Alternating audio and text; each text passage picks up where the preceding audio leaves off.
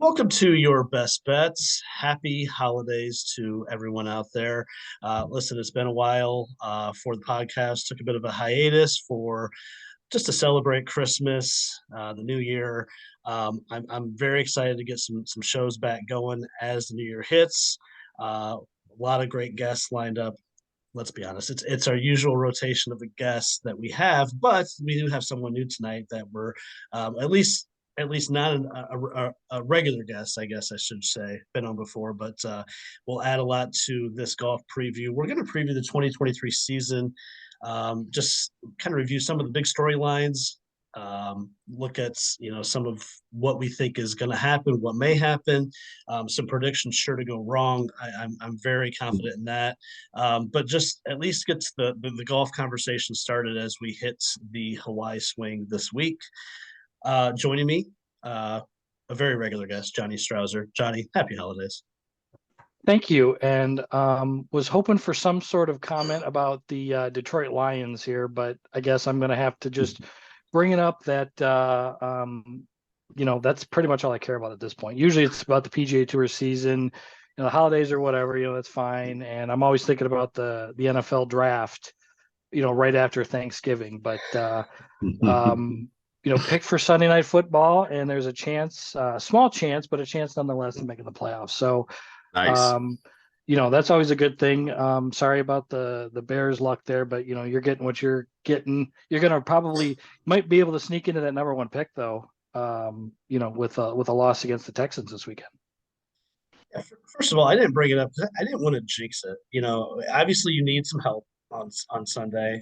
It might be a big ask, but stranger things have happened. And yeah, number two, there's no reason to apologize about the Bears. I'm getting exactly what I want, and really, it's been the most fun, terrible season a Bears fan could ask for.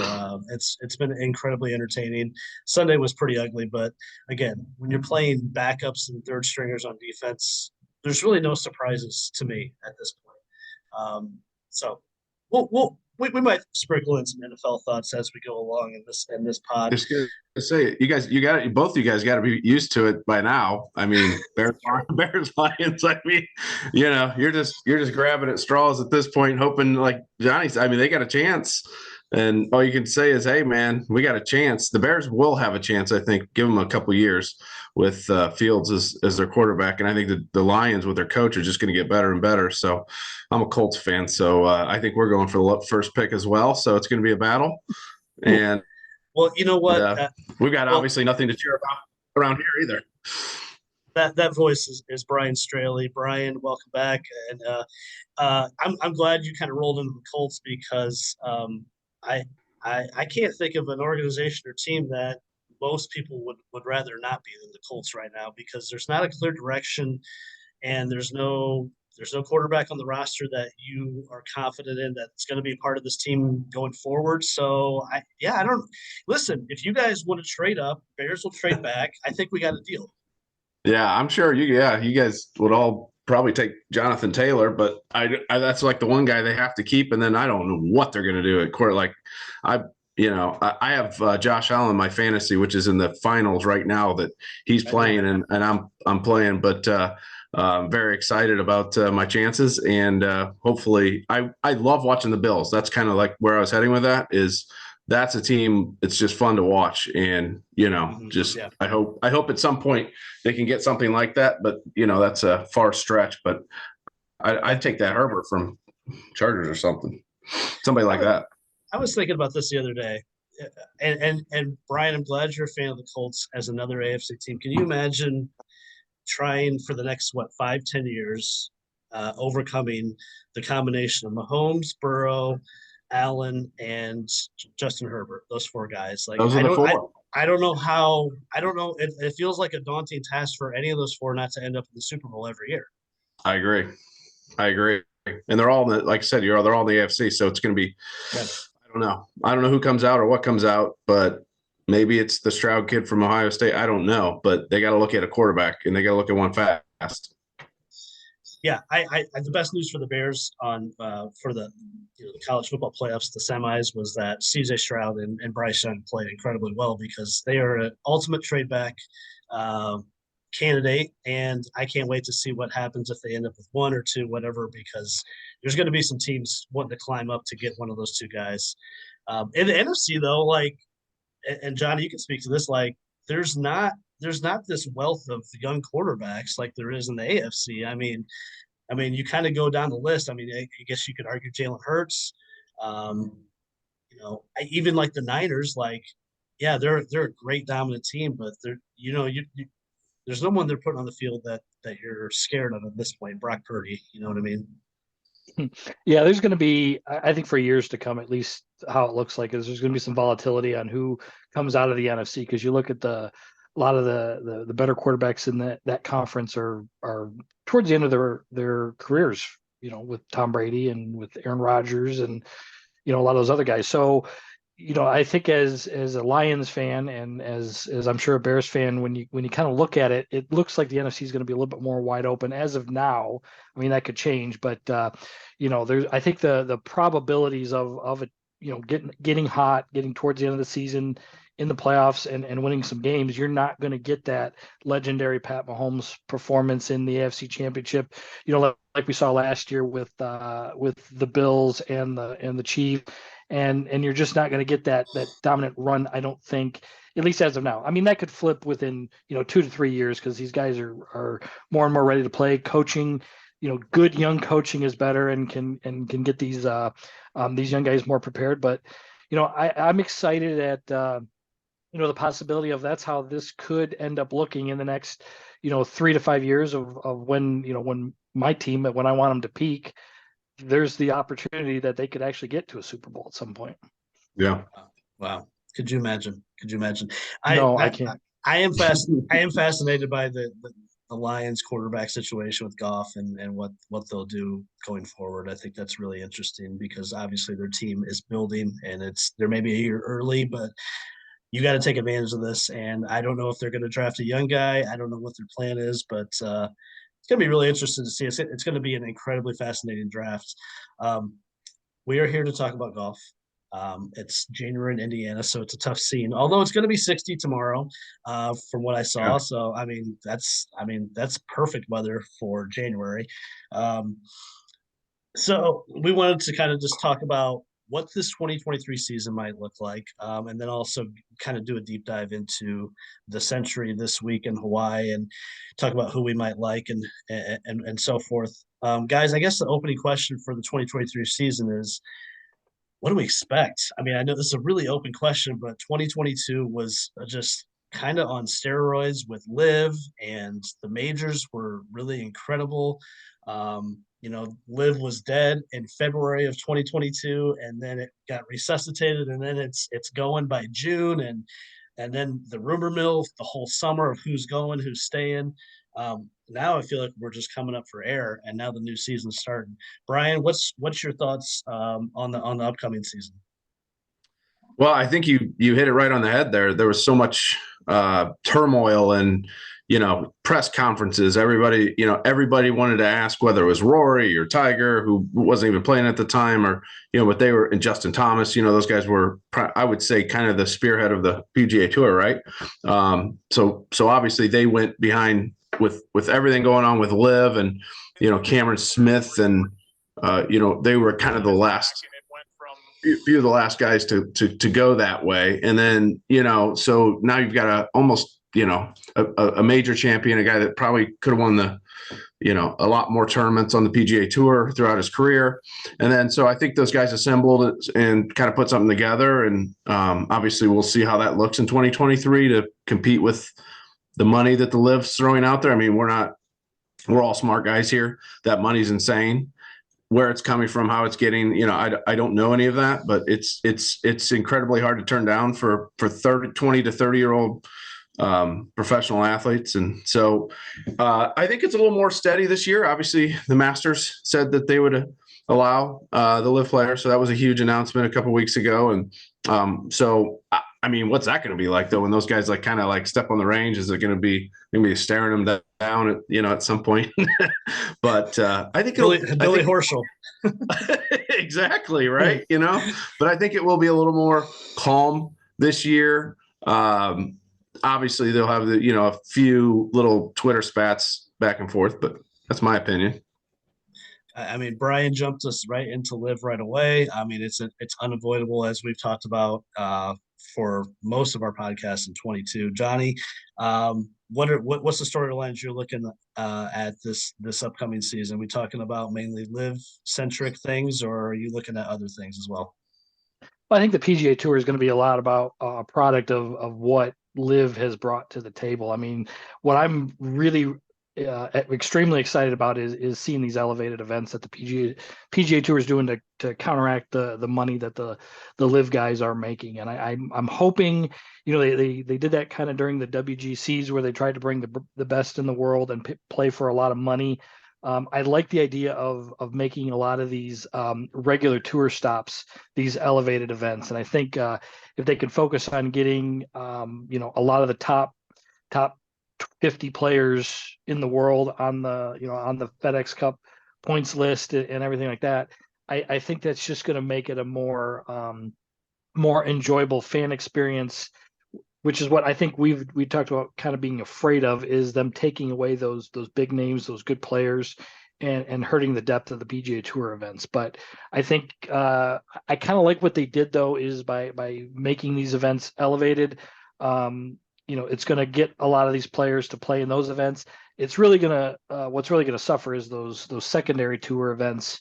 As far as the star power, but if we look at it for us as bettors, we're going to absolutely love those, because that's when you get those crazy odds and you can find those sleeper picks there. But I think now that Liv has kind of established who's on the roster, I know there's some turmoil with the schedule and if they're going to add any more players, and I think they're definitely still in the mix as far as being relevant. What the PGA Tour is trying to do by keeping these young players and kind of gathering them all on a more consistent basis is going to make it fun just as a golf fan, just to watch. I mean, some of these events that we talk about that we like, I mean, we love the majors. We've talked about it all the time, but we've got our certain events that we always circle our own personal calendars here that we just enjoy watching, whether it's the golf course or whether it provides good theater, with the strength of the fields. We're going to keep seeing that. And I think as golf fans, we've really got to be excited about what that's going to end up doing with this year on the PGA Tour. Absolutely. Two things from my standpoint, and I'm pretty fascinated to see where Liv goes in 23, because last year we can talk about we you and I, Johnny, made fun of them quite a bit with the clip art logos and the pressers and the night before the tournament party, just all that stuff. It kind of just played into our theme of Liv not being able to, we couldn't take it completely seriously. However, I think we both agreed, and I don't know where Brian stands, that the product they put out there, at least from a production standpoint, was a good product. I just I don't need to go too in depth about my feelings for Liv because I talked about it several times. But now 2023, where do they go now? Because a lot of their movement forward was the rumor mill, especially from May, June, July. Who's going? Who's coming? You look on Twitter every week. Their biggest news was in the off weeks that when they weren't playing tournaments, it was, is this guy going? Is Cam Smith really going prior to the Open? Then he goes and wins the Open and he capitalizes on it. So I just want to see what they do from, if this is their roster, what is 2023 going to look like? They haven't even set their schedule in stone yet. I know they added the Greenbrier. They added one of our favorites, El Camaleon, down in Mexico. So they've taken two tour courses, and they'll have events there this year. They're competing in basically non-major, not obviously non-major weeks, but non-tour weeks where there's a larger event. So they're still picking their spots where they don't have to go head to head with the tour, say like an Arnold Palmer Invitational Memorial. They're not going head to head there yet. But where's this gonna look end up at the end of 2023 as we go to 24? Is this going to be on life support or is this going to be thriving? So interested in that. And uh, consequently, losing some of these guys, I think we can all agree we're not going to miss Ian Poulter, Lee Westwood, Graham McDowell's. We're not going to miss those guys on the PGA Tour. To me, it just opens up new, new spots for younger guys, Corn Ferry guys that up and coming players that are have something to prove. And yeah, I will miss Cam Smith. I will miss Dustin Johnson. I will miss the antics of Reed and Bryson because now I don't know if the tour has a true villain, and I do think that is a bit of an issue. Who could turn heel on the tour? So those are some of the things I'm looking at, but I am excited for the new season. I want to see who steps up, who has a Scotty Scheffler type season in 23. Is it going to be like I don't know. We throw a name out there. Is it going to be Will Zalatoris? I don't know. But so I think there's a lot to look forward to on both tours that I'm really interested in watching. Brian, I guess you kind of gave us a glimpse into your live thoughts, right? Did you watch? Yeah. Did you watch a couple tournaments last year? I literally watched like 2 seconds of one, and I accidentally I could because I couldn't find it, and I don't know what it was, and I was just like, I wonder what this is about, and I was like, nope. I couldn't. I tried. I mean, I didn't even go back and watch highlights of. So I think I watched Dustin maybe when he made a putt that like hit the feet, the back of the hole going like 30 miles an hour.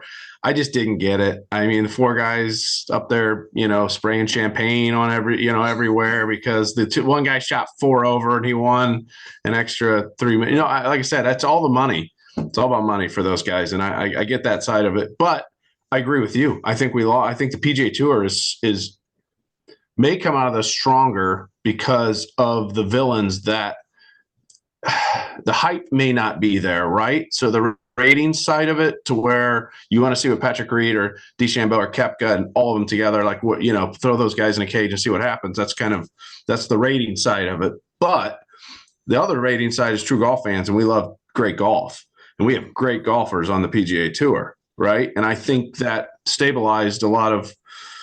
I just don't get the live thing, man. I don't know where they're going with it, and maybe that changes. Like 3-5 years from now, I don't know. Maybe they come up with a better formula where it's 2-on-2 or it's a Ryder Cup style. I don't know. I just don't get what they're doing, and the coverage seems cheesy. But I think the PGA Tour is in a great spot. I think they have awesome players, especially. Look at the top 15 guys and the guys coming up: Tom Kim and Cameron Young, and some of these guys. I mean, they are no way in any bad shape. They've got young superstars, and they're just going to keep coming. And I just don't think, I think the live is kind of a fluke for a few years, and I don't know where it goes from there. But I'm very happy with the PGA Tour, and I'm a big fan. I like you guys. I like watching Scottsdale. I like Sawgrass. I like Kapalua this week. And maybe some of us have had a chance to play there. Kind of know how crazy the course is. You just have those favorites, and I don't know. That's how I grew up, and I'm sure you guys did as well. Yeah, I listen. I wasn't gonna make any judgments if you were a fan of Live. I mean, we've had some guys that are on this podcast that enjoy Live, and they're rooting for Live. So I'm not there. I don't like watching golf that has no stakes, and that's basically an exhibition. I know Johnny feels the same way. One other thing, and I want to get Johnny's thoughts on it, is that I was going to say is I feel like this division in golf is it's going to elevate the majors even more so because it's the only forum anymore where the best from both tours are going to be playing together. I am glad that the Masters, made the decision to allow live players, and I assume the other majors are going to follow suit. But it feels like an even bigger deal now that Cam Smith has 4 opportunities a year to play against Rory and Scotty and Zalatoris and these guys because, it's they're majors for a reason, but now it feels like it's an even bigger deal. What do you think, Johnny?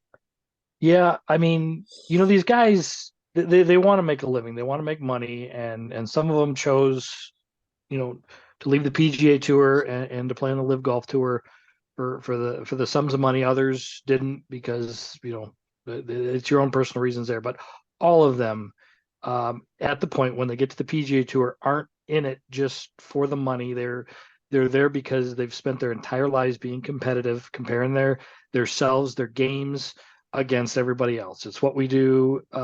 It's what they do on the PGA Tour. It's what they do in college golf. It's what they did that before that. It's what we do here at the Fort Wayne Golf Association. We want to, we're playing in the events, but we're not playing in it just because we want to, we want to play 2 or 3 rounds of golf on the weekend.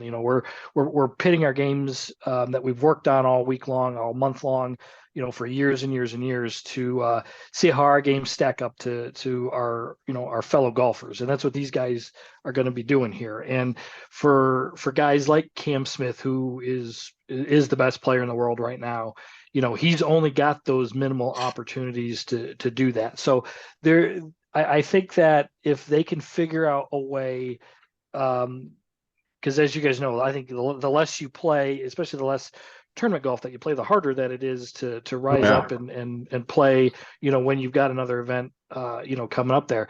Can they take the minimal reps that they get on their tour and translate that, and they want to play for not only themselves, but I mean, there is some pride in playing for that tour. I mean, they want to represent that and say that that's the better and more fun place to play.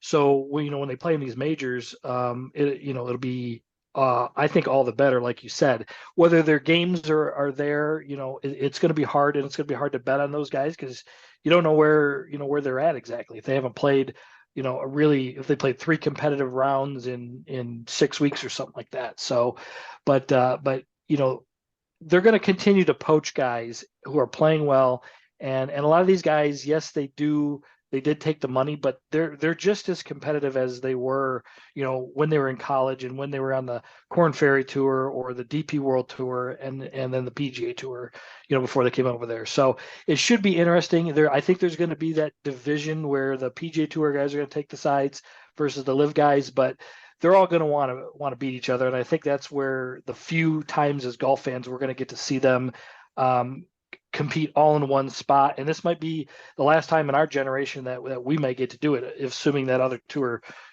takes over and runs full time. Yeah.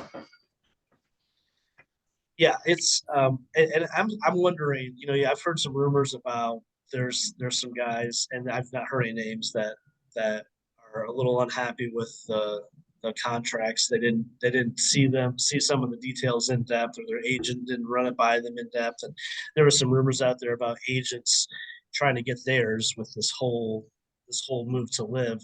I'm wondering, there's going to be someone that's going to want to come back. And I don't know if I'm not saying it's going to be this year, it might be 24. If it's still around, then someone's going to want to come back to the tour. Again, there's so many layers to live, and we really haven't done a full episode where it's just 100% live PGA Tour, but there's so many, like I said, there's so many layers to this conversation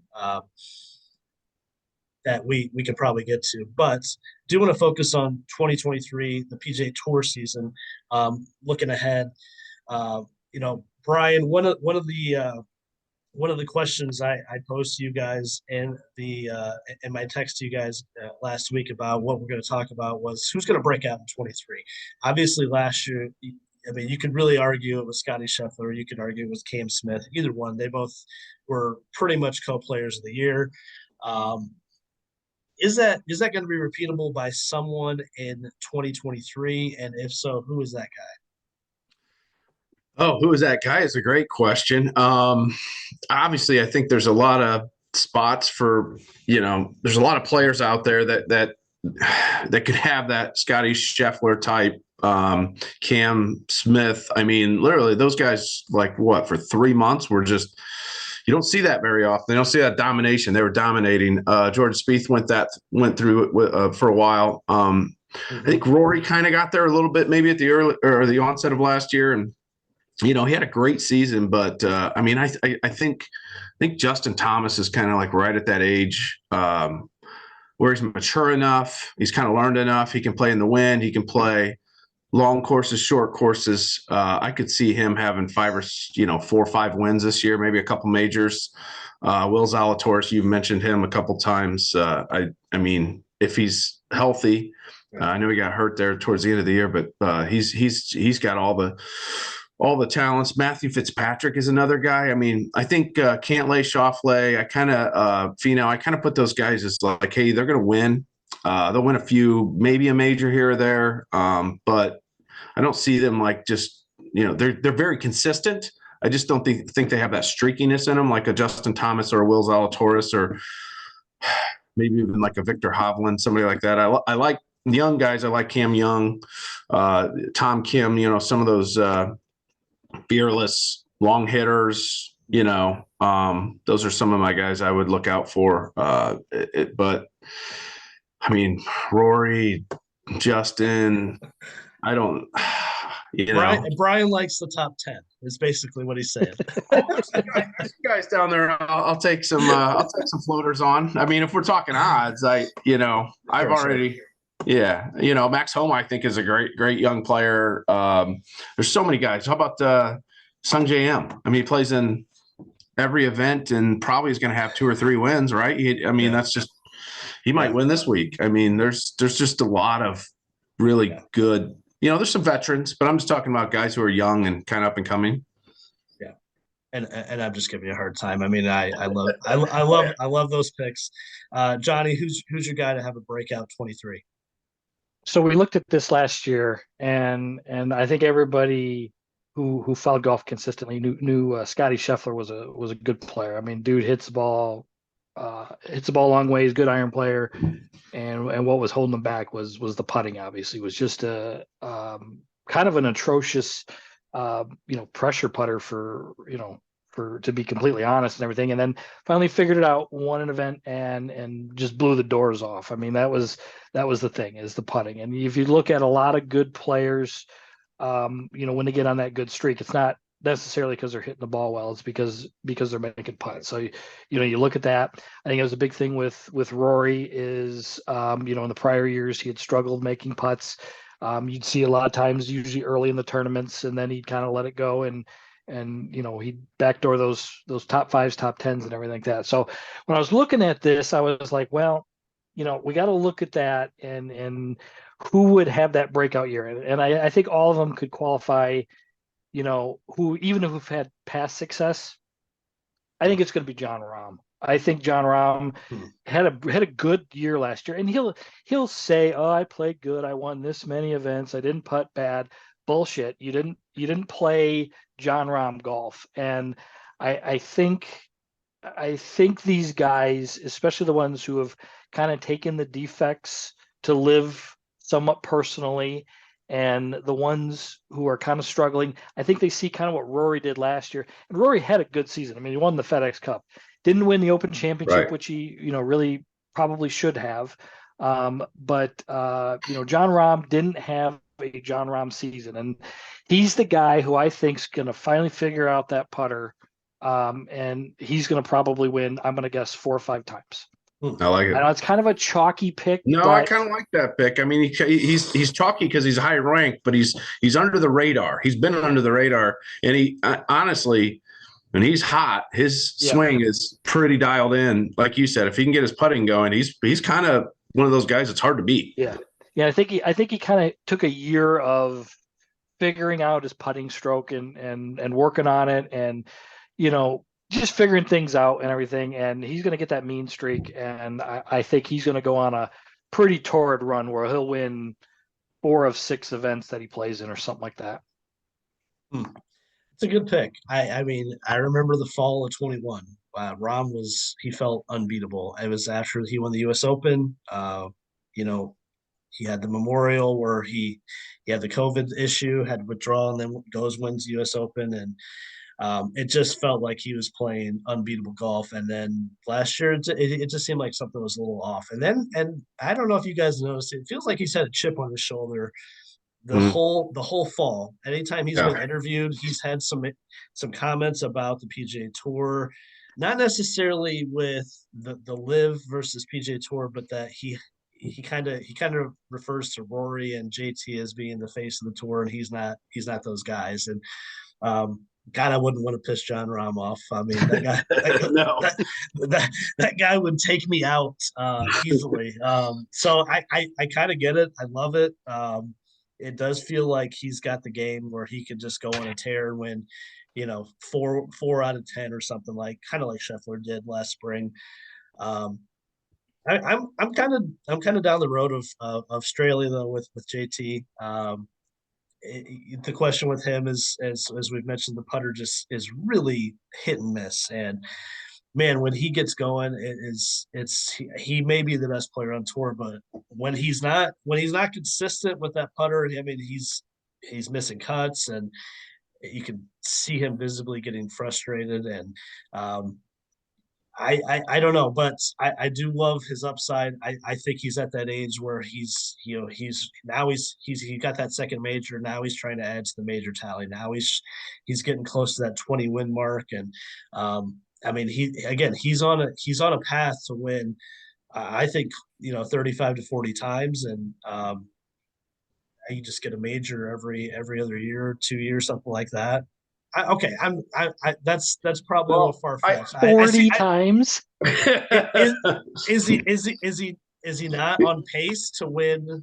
Probably 25 maybe or so, he's got like 17 wins right now. Does he got 17? I'll look it up. I'll look it up. He might. Keep talking. I know he's like I said, he's on his way to like 20. He's probably going to have, I don't know. He could get 40. He's still got another good 10 years in him. He's 29 15. years old. 15 times. 15. Okay. 15 times. Okay. I mean, I could go with that. I mean, if he's got, I mean, if we're going to say his peak is through the age of 40, right? Mm-hmm. I mean, you average 2-ish wins a year. I mean, he didn't even have a good year last year, really, and he still won the PGA. I know his pace has slowed down a little bit the last 2 seasons.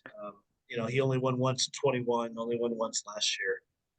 Yeah. Well, let me just, before you go on here, I kind of wanted to talk about him a little bit too, because I think switching to Jim McKay as his caddy has he kind of coached him through the bad times, because JT gets down on himself, but his game really, really suffers when that happens. And Bones is not that type of guy. I mean, he had to, he was obviously Phil's caddy for a number of years there, and has seen the highs and the lows and everything. So I think that in and itself is, they had a season together as they kind of get more and more experience and everything like that. I do actually like him. I just was shocked at the 40 though. That's just a big number is all. Listen, we'll check. We'll keep an eye on that. Yeah, we'll check in. We'll check in 11 years, and we'll see where. Hey, you might get one. You might get one this weekend. So that's right. Yeah, he's already won there twice. That's right. No, I think he got. You talk about shot of the year last year, right? I think everyone thinks of Matt Fitzpatrick at the U.S. Open. I think everyone thinks of Cam Smith at the Open with his up and down on 17, the road hole. But I saw JT hit some incredible shots down the stretch of the PGA, both in regulation and in the playoff, where I don't know if any guys can hit the shots that he hit, and just the way he shapes shots. I feel incredibly confident if he's got to hit a cut or a draw. I feel like he's one of those few guys that can actually pull off either shot in, when it really matters. Now, just got to see the putts fall. Got to see him just kind of get back to that form he was in 2018, 2019 when he was winning 3-4 times a year. But I do like JT to have a big rebound year. What else?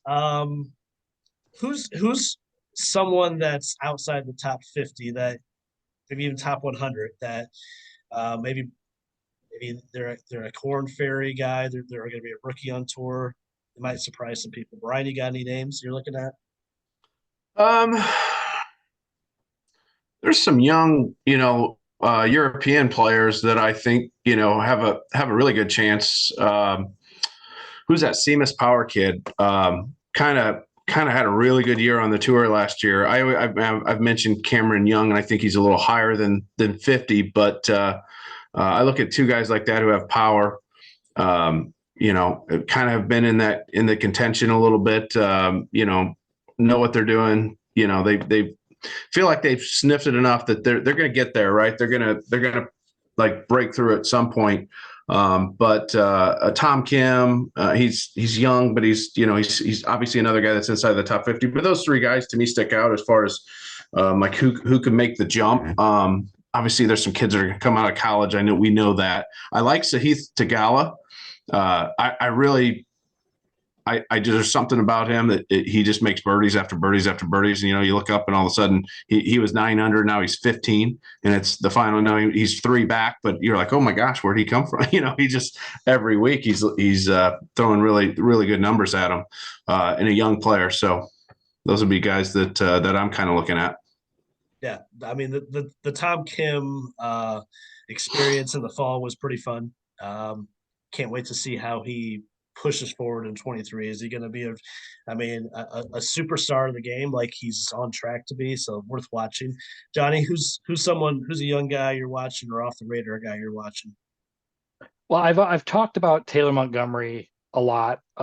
He had a really great Corn Ferry season. I knew it. Yeah, but I'm not. But I he wasn't going to be my pick because I've talked about him enough, and he's going to be a guy I like going forward. But Nick Hardy. Illinois kid. University of Illinois, Big Ten guy. The fall season, he's got his PGA Tour card. I think he made every single cut he played in the fall. I think it was, including a top 5 at that chicken tournament in Jackson, Mississippi. But good solid player, hits it long enough to play on the PGA Tour. Good putter, good all around player, and I think he's popping his name up more and more, and we haven't seen him really that much in contention as of yet. So we'll have to see how that kind of plays out, because we've seen these guys that have that we've liked in the past that they'll get in contention, can't seem to close it out, and they end up fizzling out. But he's kind of my new find here that I just like what he's done. I think he's going to be pretty solid going forward. I'm hoping he has a good, strong, first part of this winter season, so he can get reseeded and get the priority tournaments like a lot of these young guys have to fight for, and get the starts that he needs. But he's a favorite of mine going forward. He's been a top 10 machine in the fall, and he's been the best putter in the world in the fall as well. Yeah, I like those picks. My 2 guys, Davis Riley. I think I probably mentioned him on last year's podcast when we talked about the 22 season. So, yep. Beautiful golf swing, just young guy, composed, has everything you need to be a legitimate top 20 player out here. So see if he can take it to the next level. The other guy is I've been on him. Well, I've been talking about him. I think he'll be on the Ryder Cup team this fall over in Rome. It's Aaron Wise. I think he's going to win. I think his ball striking has been legitimately elite for 2 seasons, and now his putter this past season's got at least corrected to a point where he's a 0 putter, and he was right there at the Memorial when Horschel won, when I saw Billy Ho win in my face. I'm not a big Billy guy, Brian, just FYI. All right. But yeah, I love Aaron Wise this year, and Davis Riley. What else for the 23 season? Anything else you guys are watching? Johnny, any major picks? Who's going to win their first major? Anything like that before we get to Hawaii? These are going to be some interesting picks here. I did quickly look at some of the lines, and there's some interesting bets if you like playing the futures ahead of time, though. But one guy I like, his numbers are all okay, and he was going to be my other breakout player other than Rahm is Tony Finau. I think he's winning a major this year. I'm not going to call it, but I like him. I'm not going to hate him in majors anymore, and I think he's an interesting pick here.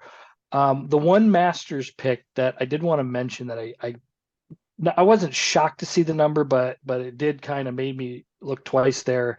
Adam Scott at 60-1. And I know we've picked him a lot last year, and you got the volatility with the putter.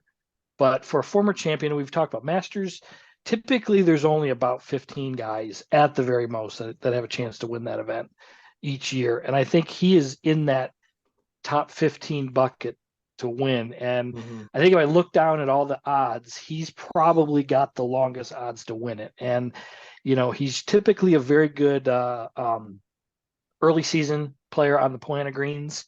So his number is probably going to shrink. So if you want to play a little bit of a flyer, that is one that I was figured he would probably be in the 35 to 40 to 1. But he's my sleeper pick for that. And then the other one,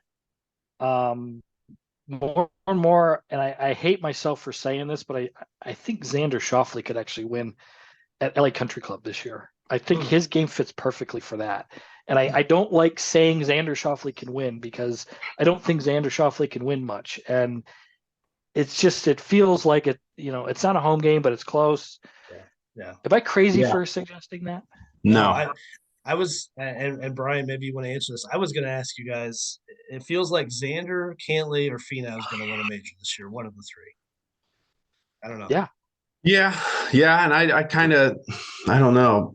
They all three could. One of them could. Two of them out of three. I mean, they're all very talented players. I'm in that same boat with Xander. It's like, I mean, I don't know if you guys have ever had him in your DraftKings or any, or bet on him on events, and it's like he just for a while he couldn't finish. Like he was right there, and should have won the event, and it kind of gets bunched up. And Cantlay, I don't know. He didn't drive. His driver was a little funky last year for me, but maybe he gets that figured out. I mean, I like those guys in that, on the West Coast, those West Coast guys, that kind of have an idea of what's going on with those, those conditions, those greens, those, I always think they're favored in these events like this. So definitely don't mind that. Of the three, I was thinking about this today. I mean, Finau has played incredible the last, I don't know, 6 months. Cantlay just pops up and wins, and he makes every putt, but his major record is horrendous. And Xander has been there at majors, and now he's finally seemingly closing the deal more. It just feels like one of those three guys has to win. You could take a futures bet and just bet all three to win any major, or I don't know which. I mean, their games travel anywhere. They play Augusta well. Obviously the U.S. Open this year at LACC. I don't see any of their games not fitting there. So those are the three I'm looking at as first time major winners for this season as well. Let's talk about Kapalua for 10 minutes, and then we'll get out of here, guys. Traditionally, this tournament's fun. A lot of low scoring, a lot of birdies. Last year, it went nuts, even for Kapalua, with the winning score being 34 under by Cam Smith. From what I've seen, the weather is going to be calm, but I think they're expecting the course to run a little bit faster, firmer than last year, when it was soft and they were just throwing darts out there. I don't know. What's Johnny? What are you looking at as far as guys that you want to pick? I mean, obviously, guys that just make a boatload of birdies, that doesn't hurt. Yeah, you need guys to make boatload of birdies, just bombers. I mean, it's a big golf course, but it doesn't play like a big golf course. But you want guys who can just, and a lot of them do hit it a mile anyways. But you're just going to have to make birdie putts. You're just going to have to be a good putter, and you just look at anybody who's had success there. Hits it pretty far. You could be a little crooked because the fairways are probably some of the widest on tour. Greens are gigantic. It's going to be a birdie fest, and it's probably going to be 30 or so under par that's going to end up winning it. But just it's going to be a little bit hard to predict because you don't know who's really prepared. For the first event of the season, because a lot of them have had close to a month off or so. But usually it's the top end guys that end up playing well by the end of it. So I'm just going to look at some course success and just guys who can make birdies. Brian, we haven't had you on for an actual betting show. What's your week to week betting strategy? Do you do DraftKings like DFS, or do you actually make bets on guys to win? And if so, what do is there certain things you look at when you're betting? Yeah. So obviously, I like to, I'll throw something out on Wednesday night usually.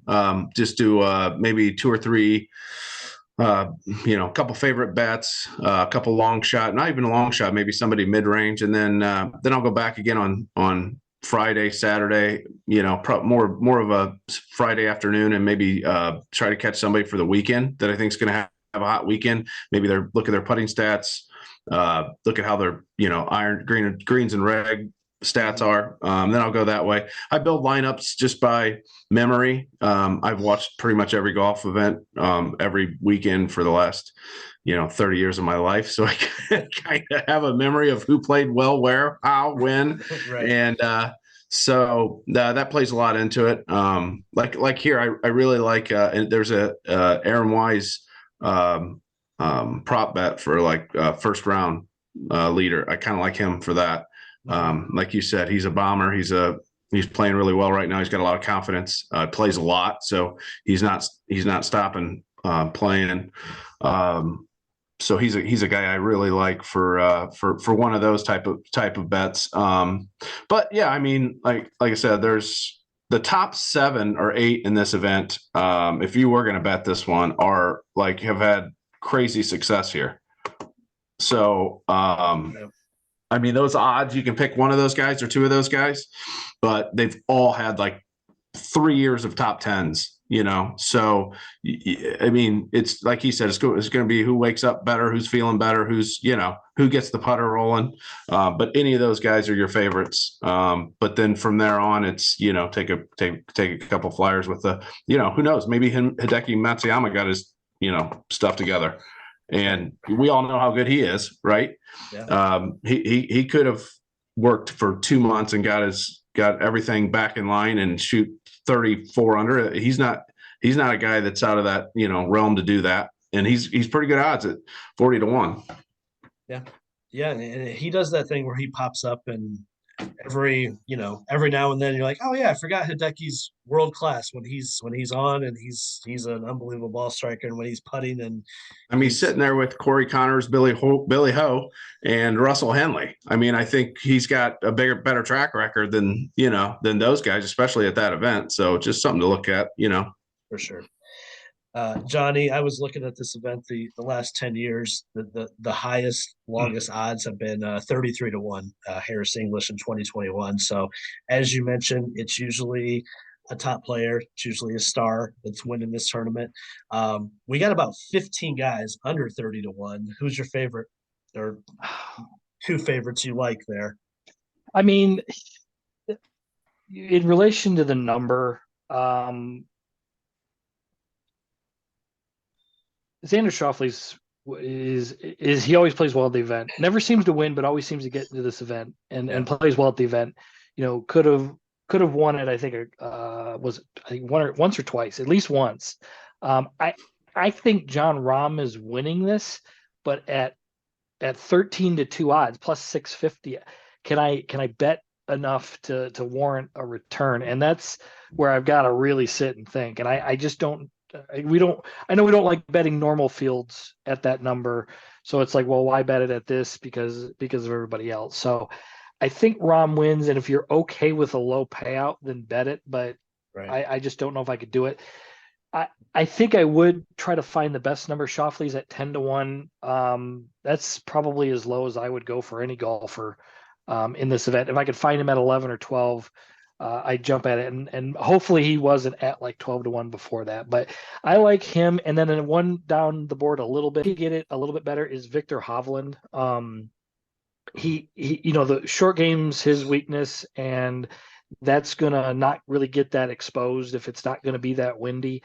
I mean, he's an exceptional ball striker, as we all know, and can make birdies as good as any player in the universe. So I don't mind him. I wish I could get him closer to 20. I mean, 18 to 1's not bad for this event, but he's a guy I don't normally like to pick in PGA Tour events, but this is one that I feel is right up his alley, where he could just make 35 birdies, and hopefully that's enough to win. Yeah. This is such a tough one because there's 17 of the top 20 players in the world. It's top heavy. You can make an argument for almost any of these guys. I know you and I see eye to eye on numbers. It's hard to bet John Rahm at 6.5 to 1, and he wins, but it's hard to put substantial money on any golfer in any field that's at 6 to 1, 7 to 1. Um, I do like our guy JT at 11. I may even I might look at an NFL game or two to parlay that with to get that closer to 15 to 1, 16 to 1, something like that. That has worked out decently in the past for me.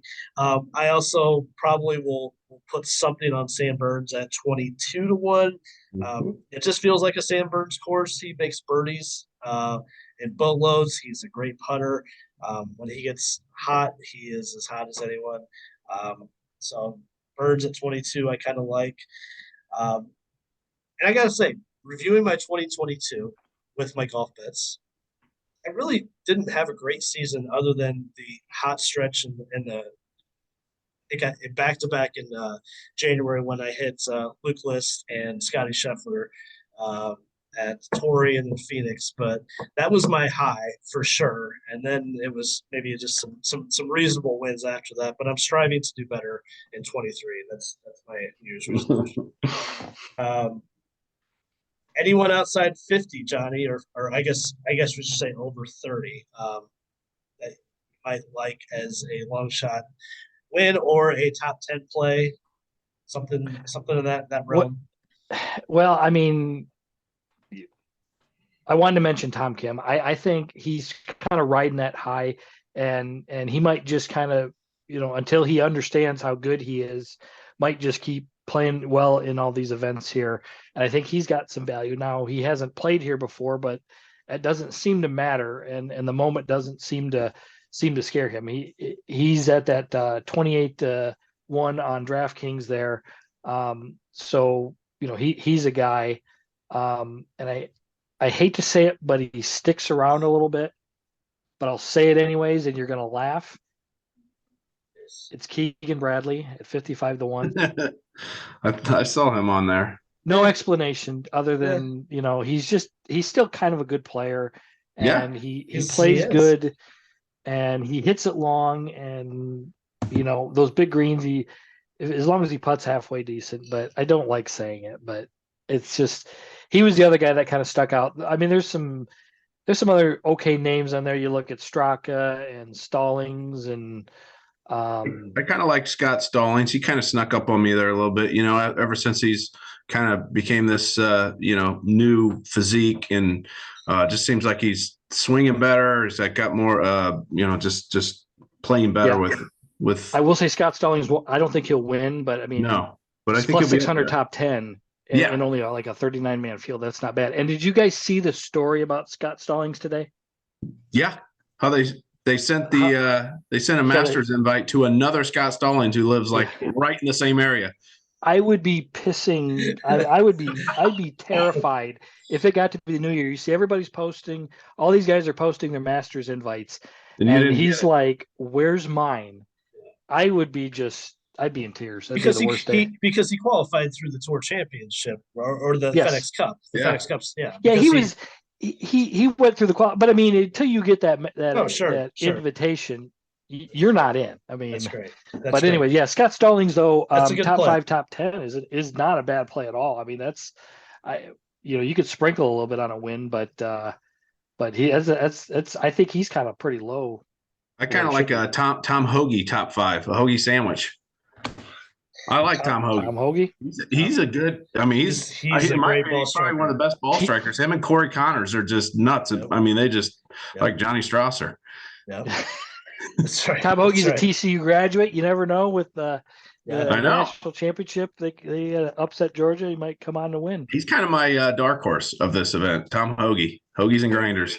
There you go. Tom Hoagie looks like 70 to 1 on Tom Hoagie. There's Brian's long shot. Yeah, I like Stallings. I like that. He again, I like these guys that just kind of, and Stallings has talked about volatility in his game, that he's not striving for consistency. He wants his game to pop up and contend and win. Now he hasn't won since he's talked about that, but he does, every 5 or 6 events, I feel like his name's in the mix for a win. Sepp Straka, yeah, JT Poston, those guys, it's lightning in a bottle. One of those guys will be up there probably. That's under 100-1, but hard to predict who. Yeah, can't wait. I love this stretch of golf. I love this stretch from here until the Players. I think it's my favorite time of year. There's some big tournaments. You're fiending for golf, to watch golf, any kind of golf. So it should be a lot of fun. Brian, when is the FWGA schedule coming out? I think we're all tied. It'll be so I just finalized a couple of dates. So we'll have it out probably next week. It'll be they'll have a president's letter and everything. It's going to be very, very similar to last year. So with the 5-man, and so I'll put that out. I can tell you that the city tournament will be at Pine Valley Country Club, and the qualifier will be at Cherry Hill. So we have nice. we pretty much have the city set for the next 3 years. We've got Pine Valley, Coyote Creek, and then Sycamore Hills, and then got some new guys that are going to kind of take over from there. And I know they've got a few spots that they're looking at after that. So yeah, we're going to have a 2-day event at Riverbend next year too. So this year. So that'll be cool. Awesome. Yeah. Nice. Look forward to it. All right. Johnny. All right. Hey, thanks for having me. I appreciate it, guys. Yeah. Thanks, Brian, for being on. Johnny, thanks as always. Yes, sir. Yes. All right. Check us out on YouTube, Instagram, and Facebook. We'll have shows talking about the NFL coming up this week, next week, the whole playoff. So check those out as well. Thanks for tuning in, and we'll catch you next time.